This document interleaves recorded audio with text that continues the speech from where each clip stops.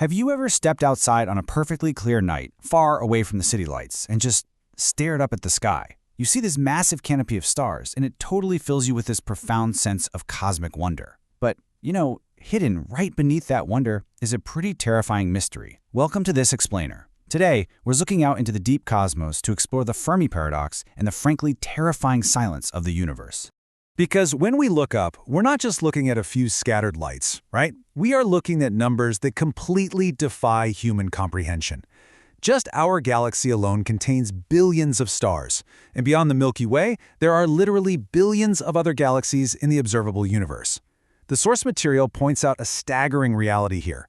Most of these stars have planets orbiting them, and a ton of those planets sit right in the habitable zone.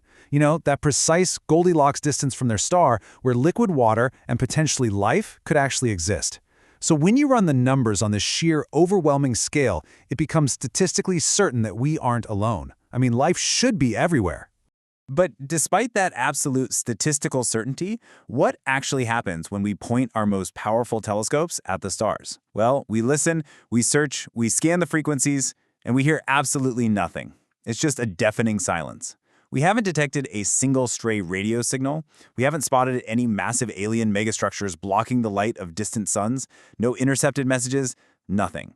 And the contrast between what the math tells us should be out there and the absolute lack of any physical evidence, it's incredibly eerie to say the least. Which brings us to a really famous question posed by the physicist Enrico Fermi. He essentially asked if the universe is absolutely teeming with life. Well, where is everybody?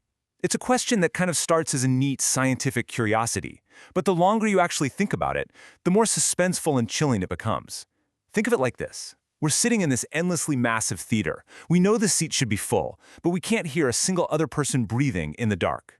So let's nail down exactly what we call this phenomenon. This is the Fermi Paradox.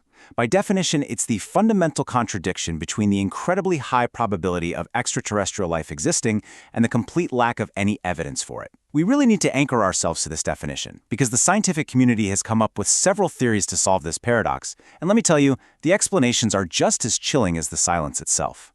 Let's dive right into the first major theory. Number 1, the great filter, the universal wall. This is a super popular, albeit pretty grim, theory that frames our existence around a sort of universal wall. The great filter theory suggests there's a specific evolutionary step in the lifespan of any civilization that is almost impossible to overcome. The idea here is that sure, maybe life starts out easily enough, but reaching a level of advanced technology that actually allows for interstellar travel or communication, that is incredibly rare. Something always stops it. And this leaves us with two terrifying outcomes. Option A, the filter is behind us. That means the odds of a species reaching our current stage are astronomically low, and we are just the incredibly lucky exception. Or, option B, the filter is ahead of us. This means life frequently reaches our level, but then inevitably destroys itself before ever leaving its home planet, which would mean our self-destruction is still to come. Yikes. Moving on to number 2, the zoo hypothesis. We are being watched. Taking a slightly different perspective here, what if the silence isn't actually empty? What if they really are out there, but they're intentionally hiding from us? The zoo hypothesis suggests that highly advanced civilizations are fully aware of us, but they treat Earth like a protected cosmic wildlife preserve. They're observing us from a distance, watching our progress, but actively choosing to let us evolve naturally. In this scenario, we aren't alone at all. We're just being kept in the dark, much like animals in a sanctuary, completely unaware of the zookeepers standing right outside the glass. And the reason for this? Well, the sources suggest these watchers might be following what is often called a prime directive. Basically, a strict, universal rule of non-interference. Think about it for a second. If an incredibly advanced species suddenly landed on Earth and just handed us technology 1,000,000 years ahead of our time, it would completely disrupt our natural evolution, our culture, the whole shebang. So they just stay silent, waiting for us to reach a certain level of maturity, all on our own. Which brings us to number 3. The dark forest theory, silence for survival. But what if the silence isn't benevolent? This theory takes a much darker, much more dramatic turn, and it's widely considered the absolute most terrifying explanation for the Fermi Paradox. The dark forest theory suggests that the universe isn't some peaceful zoo, it's a dark, highly dangerous forest filled with incredibly lethal predators. And in a dark forest, survival is your only goal. The very moment you make a sound, the moment you strike a match or snap a twig, you reveal your location to everything lurking in the shadows. The theory posits that any advanced civilization that broadcasts its existence is quickly destroyed by others just to eliminate potential threats. Everyone is hiding in absolute silence simply to survive. And this builds a truly frightening picture of our current reality. On one hand, we have the rest of the galaxy, the silent hunters, advanced civilizations keeping incredibly quiet, just listening for any sign of life to neutralize. And then there's us, the loud broadcasters. We have been incredibly naive, blindly blasting radio signals, television broadcasts, and messages out into deep space for decades now, essentially waving our hands and shouting, "Hey, we are here." If the dark force theory is true, we are carelessly broadcasting our exact coordinates to a universe full of hunters. Let's look at number 4. We are the first, pioneers of the cosmos. Okay, let's pivot away from the existential dread for just a moment and look at a theory that evokes more of a profound sense of cosmic loneliness.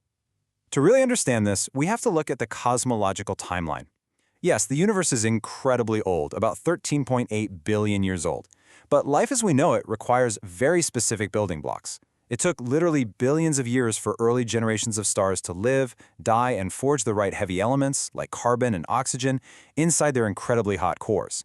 Those elements then had to be scattered across the galaxy by supernovae just to eventually form planets like Earth. So while the universe itself is super old, the window for life to actually exist might have only just recently opened. Therefore, it's entirely possible that no one else is out there yet, simply because we are the earliest civilization to reach this level of complexity. We aren't late to the party, we're actually the very first ones to arrive. We might just be the true pioneers of the cosmos, the absolute first species to wake up and look around in a universe that is only just now becoming hospitable to complex life. Finally, Section 5. The verdict: 2 chilling pads. After investigating the Great Wall of the Filter, the silent zookeepers, the hunters in the dark, and the lonely pioneers, we have to look at the ultimate implications of this cosmic detective story.